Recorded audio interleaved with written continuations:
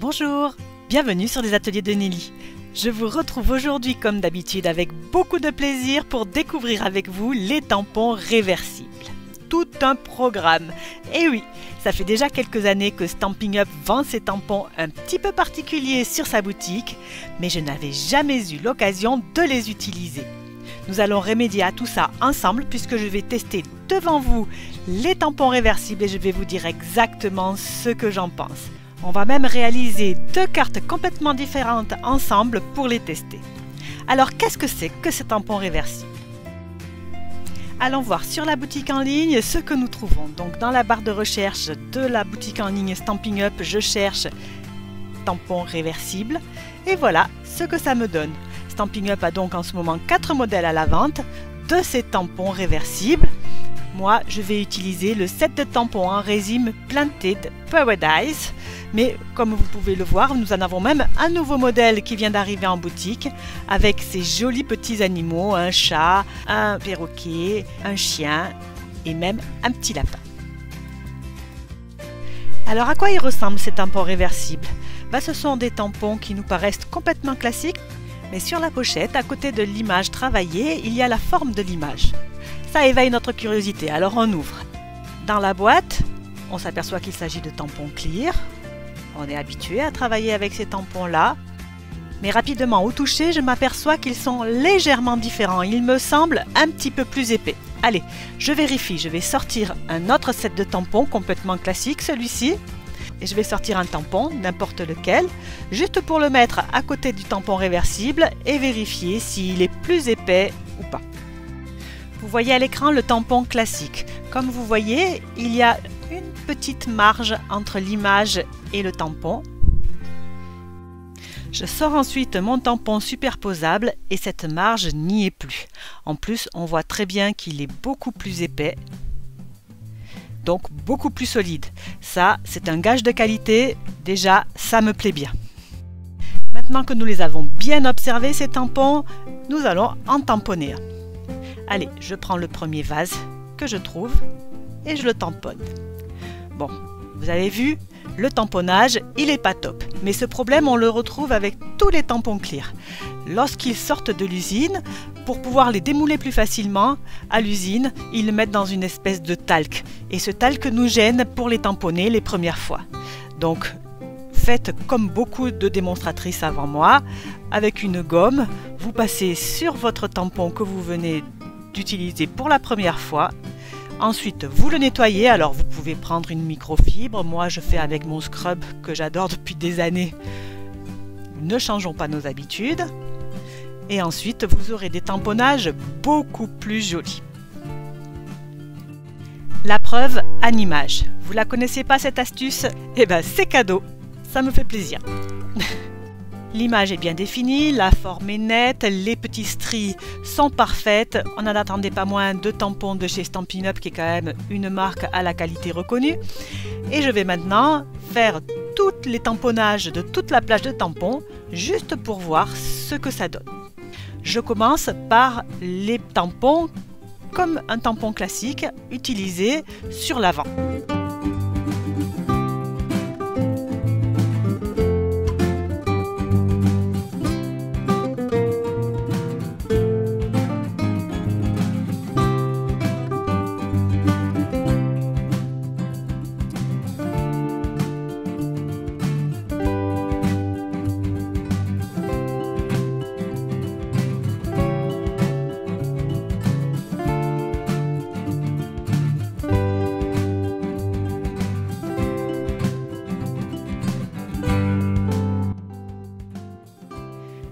Déjà, les tamponnants, je remarque qu'ils sont plus agréables à tamponner du fait de leur épaisseur. Et ensuite, je me rends compte qu'il y a 20 images. Donc c'est aussi marqué sur la boîte, mais ce n'est pas ce qu'on voit de prime abord. Mais quand on doit toutes les tamponner les unes après les autres, on se rend compte que c'est vraiment un joli set de tampons avec pas mal de formes et pas mal de graphismes différents. Je passe ensuite au tamponnage de l'arrière du tampon. Donc ces tampons sont un petit peu particuliers parce que justement, on peut en tamponner l'arrière autant que l'avant. On va voir un petit peu ce que ça donne. Bien sûr, ne faites pas comme moi, faites bien la technique de la gomme. Vous avez vu, le grand pot qui est en bas à gauche est complètement raté à cause de ça. Comme il s'agit d'un test, je n'ai pas relevé, j'ai continué à tamponner, mais il faudra vraiment que je prenne le temps de faire la technique de la gomme pour l'avant et l'arrière des tampons. Et voilà ce que l'on obtient une fois que l'on a tout tamponné. Alors vous avez vu, la diversité des formes est magnifique. Je vais adorer les mixer entre elles sur mes cartes et mes projets. Je trouve que c'est super chouette. Par contre, j'ai mon premier bémol à ce niveau-là. Je trouve qu'il y a quelques formes qui n'ont aucun intérêt à être tamponnées à l'endroit ou à l'envers puisque ce sont quasiment les mêmes. Je vous les montre en ce moment à l'écran. Bien sûr, ça n'est que mon avis. N'hésitez pas à me donner le vôtre en commentaire si vous en avez un, si vous avez déjà utilisé ce genre de tampon. Et alors vous allez me dire, ces formes pleines que l'on a lorsqu'on tamponne l'arrière du tampon, qu'est-ce qu'on peut en faire? Eh bien, on va en faire une très jolie carte. Allez, c'est parti! Je commence avec une base de carte tout à fait classique. C'est un rectangle de 10,5 par 14,85 cm, c'est-à-dire une page A4 coupée en deux et pliée en deux. Ensuite, on va tamponner les formes pleines en tamponnant le dos d'un des vases. J'ai choisi la forme ronde coupée en haut. J'aurais pu très bien prendre la forme ovale. Ça, c'est un choix que vous ferez vous, à la maison. J'ai pris un brouillon pour tamponner en deuxième génération parce que je veux des formes géométriques claires et des formes géométriques un petit peu plus foncées. Donc vous voyez, celle-là, je la tamponne en première génération. La première que j'ai tamponnée était une deuxième génération, c'est-à-dire que j'ai commencé par décharger mon tampon sur un brouillon avant de tamponner sur ma feuille.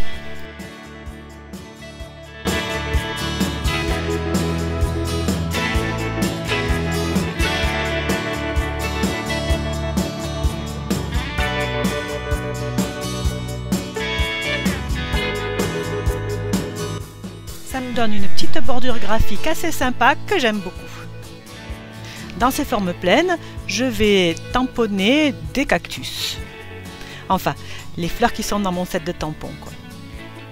Je les mets un petit peu dans tous les sens. Avec une encre foncée Mystérieuse Brume, je tamponne dans mes ronds foncés. Et avec une encre un petit peu plus claire qui est Bleu Bohème, je tamponne dans mes cercles un petit peu plus clairs. Jusque là, ça n'est pas très compliqué. Et la bonne nouvelle, c'est que ça va rester super simple. Ce fond de carte, il est super joli, il est graphique, je l'aime beaucoup, les couleurs sont sympas.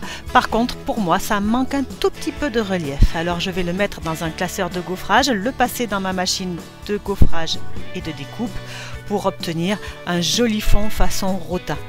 Ça, c'est complètement facultatif, vous ne le faites que si vous aimez ça. Moi, j'adore. Je vais ensuite mettre une ficelle sur cette bordure pour la mettre encore plus en avant. Et je vais coller tout ça sur une base de carte couleur Frisia en fleurs, la même couleur que celle que j'ai utilisée pour faire ma bordure. Je ne prends aucun risque dans l'assortiment de mes couleurs et ça me va bien.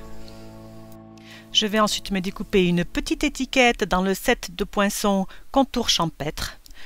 Vous le savez, j'adore les étiquettes, j'en ai de toutes les formes, de toutes les tailles. De toute façon, je m'en sers tout le temps. Et je vais tamponner sur cette étiquette le vœu « Je pense à toi » très fort. Comme je trouve cette étiquette un petit peu blanche, je mets un petit peu de couleur avec une brosse. Ça aussi, c'est complètement facultatif, ça n'engage que moi. Vous savez, les goûts et les couleurs. Je ne vous l'ai pas dit, mais j'ai utilisé un set de vœux supplémentaire parce que c'est un set de tampons où il n'y a pas de vœux. Je suppose que c'est difficile de faire des vœux réversibles, donc vous aurez peu de vœux dans les sets de tampons réversibles. C'est quelque chose qui ne me gêne pas du tout, ça m'arrange même. Moi, quand j'ai des jolies images, je préfère avoir un set de tampons plein de jolies images et ensuite acheter à côté un set de vœux qui conviendrait pour toutes les occasions. Ça, c'est mon opinion. N'hésitez pas à me dire en commentaire ce que vous en pensez, ça m'intéresse vraiment beaucoup.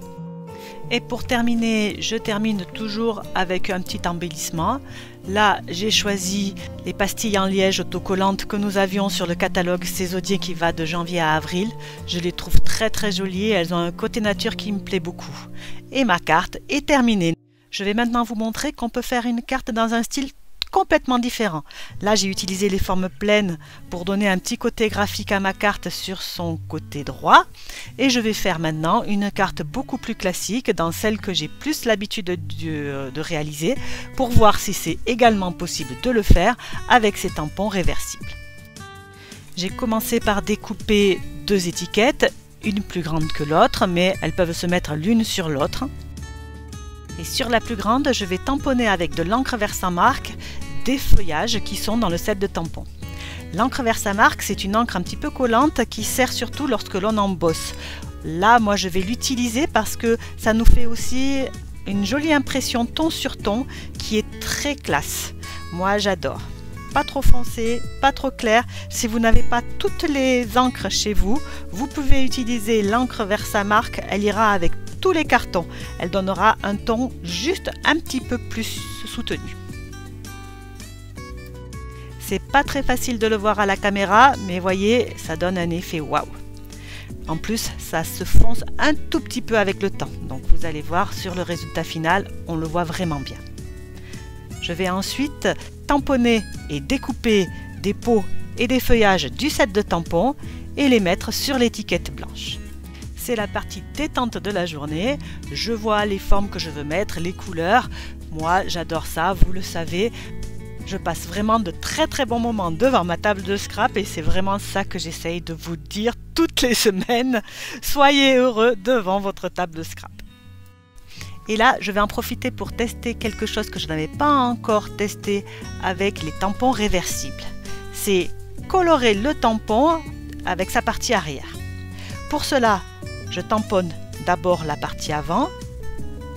Ensuite, je retourne mon tampon et je vais colorer le tampon avec la partie arrière. C'est vrai que ça fait le job. Je trouve que c'est un petit peu décevant par rapport au tampon en deux étapes que nous vous proposons dans le catalogue Stampin' Up.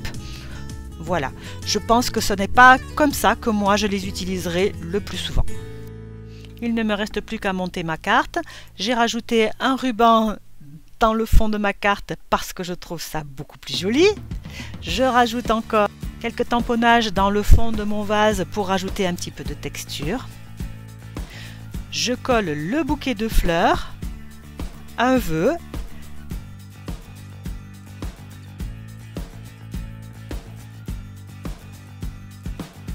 un petit morceau de ficelle argentée parce qu'il faut bien sûr que ça brille un tout petit peu. Et ma carte est terminée. Bien sûr, si vous en avez envie, n'hésitez pas à me dire en commentaire laquelle des deux vous préférez. La première est un petit peu plus simple et graphique. La deuxième est un petit peu plus à mon goût. Dites-moi vous ce que vous en pensez, ça me fera très plaisir. J'espère que maintenant que vous avez regardé cette vidéo, les tampons réversibles n'auront plus de secret pour vous, que vous aurez envie de les utiliser. Vous avez vu, il y a du positif, il y a du négatif, mais il y a vraiment plus de positif que de négatif. De toute façon, je me suis régalée de scraper pour vous cette vidéo. C'est pour ça que je reviens la semaine prochaine avec un nouveau tuto scrap ou carterie. En attendant, passez vraiment de super bons moments à votre table de scrap. À la semaine prochaine. Au revoir.